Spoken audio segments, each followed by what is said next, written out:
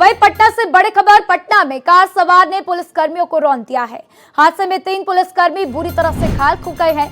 हादसे में महिला पुलिस जवान की इलाज के दौरान मौत भी हो गई है, तो घायल 2 पुलिसकर्मियों का अस्पताल में इलाज जारी है। पटना के अटल पथ पर चेकिंग के दौरान ये हादसा हुआ है, तो सीसीटीवी फुटेज के आधार पर पुलिस जांच पड़ताल में जुटी हुई है।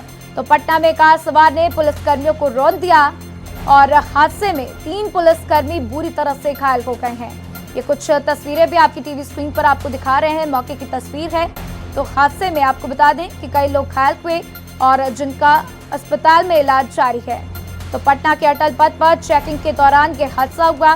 सीसीटीवी के आधार पर पुलिस जांच में जुटी हुई है। तो पटना का ये पूरा मामला, जहां पर कार सवार ने पुलिसकर्मियों को रौंद दिया है। अब हर एंगल से जांच करने की कोशिश कि क्या ये ड्रंक एंड ड्राइव का केस है, क्या जो गाड़ी में लोग सवार थे उन्होंने बहुत ज्यादा पी रखी थी इसलिए उन्होंने पुलिसकर्मियों के ऊपर गाड़ी चला दी, या फिर कोई और वजह थी। तो सीसीटीवी कैमरे के आधार पर पुलिस इस पूरे मामले की जांच में जुटी हुई है। पटना की यह खबर, जहां पर कार सवार ने पुलिसकर्मियों को रौंद दिया है। रात्रि में 10:30 से 12:30 की चेकिंग सभी जिले में पूरे जिले में लगाई गई थी। यहाँ पे अटल पथ पर भी एसके पुरी के द्वारा चेकिंग की जा रही थी और पूरी बैरिकेडिंग वगैरह करके भी चेकिंग की जा रही थी। इसी क्रम में एक बहुत तेज रफ्तार से कार ने आकर पीछे जो कार चेक हो रही थी उसको धक्का दिया और जो आगे कार जिसकी चेकिंग हो रही थी उससे फिर पुलिस वालों को लगा, जिसमें लोग घायल हैं। अभी निकटतम हॉस्पिटल में ले जाया गया जहाँ पे इलाज चल रहा है, जिसको हम लोग देख रहे हैं।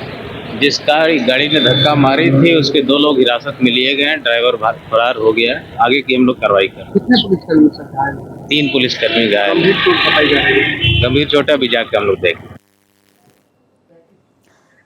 तो देखिए, पुलिस का कहना है कि गाड़ी में सवार 2 लोगों को हिरासत में लिया गया है, लेकिन ड्राइवर अभी भी फरार है। तो ड्राइवर की तलाश की जा रही है। आप इन तस्वीरों को देख सकते हैं और देखिए किस तरीके से इस पूरी घटना को अंजाम दिया गया। एक गाड़ी ने पुलिस कर्मियों को रौंद दिया है, जिसमें एक महिला पुलिसकर्मी की मौत भी हो गई है। तो पटना का ये पूरा मामला, ये तस्वीरें आपको थोड़ी विचलित भी कर सकती हैं। तो पटना में तेज रफ्तार का कहर देखने को मिला है और एक बार फिर से आप इस वीडियो को देखिए कि किस तरीके से अचानक से एक कार आती है और उसके बाद वहां पर मौजूद जो पुलिसकर्मी हैं वो भागने की कोशिश करते हैं, लेकिन इसी दौरान कुछ पुलिसकर्मी घायल हो जाते हैं और एक महिला पुलिसकर्मी की मौत हो जाती है। तो 2 घायल पुलिसकर्मी अस्पताल में भर्ती हैं, जहां पर उनका इलाज चल रहा है और फिलहाल जो ड्राइवर फरार है उसकी तलाश में पुलिस जुटी हुई है। तो पुलिस इस पूरे मामले पर सीसीटीवी फुटेज भी खंगालने की कोशिश में है और सीसीटीवी फुटेज के आधार पर जांच की जा रही है। ड्राइवर को पहचानने की कोशिश की जा रही है। और इस खबर पर ज्यादा जानकारी के लिए आशुतोष कुमार पटना से मेरे साथ जुड़ चुके हैं, सीधा उनका रुख करेंगे। आशुतोष, क्या कुछ जानकारी अभी तक सामने आ रही है? जो कार में 2 सवार लोग थे जिनको हिरासत में लिया गया है, वो लोग कौन है? क्या ड्राइवर के बारे में उन्होंने कोई जानकारी साझा की है? देखिए, 10:30 बजे से 1:30 बजे तक एक विशेष चेकिंग अभियान पटना पुलिस चला रही थी। इसी क्रम में ये चेकिंग अभियान पटना के अटल पथ पे लगाया हुआ था। अच्छी खासी भीड़ थी। उसी भीड़ में से एक गाड़ी अचानक से अनियंत्रित होकर आगे बढ़ने लगी और डैश करते हुए आगे निकल गई। इस हादसे में 3 पुलिसकर्मी पूरी तरह से घायल हो गए और तीनों को इलाज के लिए नियरेस्ट हॉस्पिटल में एडमिट कराया गया, जहां एक महिला कांस्टेबल कोमल की डेथ हो गई है।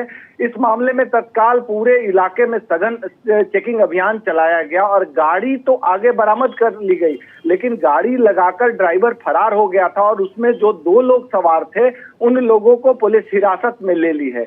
हालांकि वो दोनों गाड़ी नहीं चला रहे थे, ऐसी सूरत में उन्हें हिरासत में रखा गया है और जो ड्राइवर इस भीड़ अनियंत्रित तरीके से डैश किया है उसकी पड़ताल की जा रही है, उसकी गिरफ्तारी के लिए छापेमारी की जा रही है और ये तय किया जा रहा है कि वो किस मकसद से इस वारदात को अंजाम दिया गया है।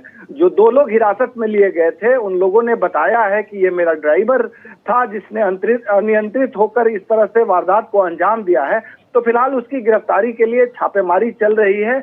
इस हादसे में एक महिला जवान जो है उसकी डेथ हो गई है। जी आशुतोष, और क्या अन्य जानकारियां हाथ लग रही हैं? क्या ड्राइवर ने शराब पी रखी थी? ड्रंक एंड ड्राइव का ये मामला है, या फिर उससे गाड़ी अनियंत्रित हो गई, अचानक से वो मैनेज नहीं कर पाया और इसलिए इस तरीके की घटना को अंजाम दे बैठा? देखिए, दो ही स्थिति हो सकती है। या तो अवैध सामान लेकर गाड़ियां जब इस तरह से गुजरती है और पुलिस उसको चेक करती है तब डैश करने की स्थिति होती है। दूसरी होती है कि शराब के नशे में ड्राइवर होता है तो इस तरह से गाड़ियां अनियंत्रित होती है। जब दो लोगों को हिरासत में लिया गया, गाड़ी पे काबू पाया गया, तो उसके अंदर से कोई शराब या कोई नशीली पदार्थ या कोई ऐसे मादक पदार्थ नहीं मिले हैं। तो यह अनुमान किया जा रहा है कि हो सकता है कि ड्राइवर ने शराब पी रखी हो और पुलिस की चेकिंग से बचने के लिए, कि क्योंकि बिहार में शराब बैन है और ऐसी स्थिति में यदि शराब पिए हुए वो पकड़ा जाता तो पुलिस गिरफ्त में आ सकता था। तो इससे बचने के लिए भी हो सकता है कि वो अनियंत्रित तरीके से भागने का प्रयास किया हो।